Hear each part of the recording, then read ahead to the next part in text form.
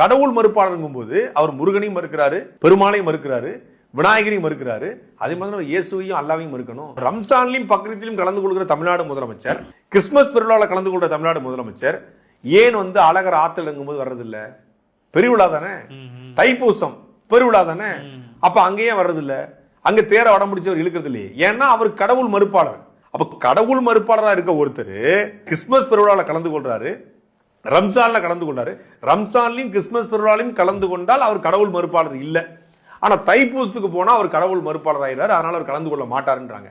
தமிழ்நாடு முதலமைச்சருங்கிறத விட்டுருங்க, திமுகவோட தலைவர் ஐயா ஸ்டாலின் பகுத்தறிவாளர், கடவுள் மறுப்பாளர். கடவுள் மறுப்பாளருங்கும் போது அவர் முருகனையும் மறுக்கிறாரு, பெருமாளையும் மறுக்கிறாரு, விநாயகரையும் மறுக்கிறாரு. அதே மாதிரி இயேசுவையும் அல்லாவையும் மறுக்கணும். இவங்கெல்லாம் கடவுள்னா அவங்களும் கடவுள் தானே.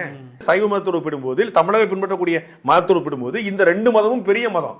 இந்த ரெண்டு மதத்துடைய கடவுளையும் ஏற்றுக்கொண்டு நான் அங்க போய் நிற்பேன், ஆனா இங்க வரமாட்டேன்னா இது எந்த மாதிரியான கடவுள் மறுப்பு?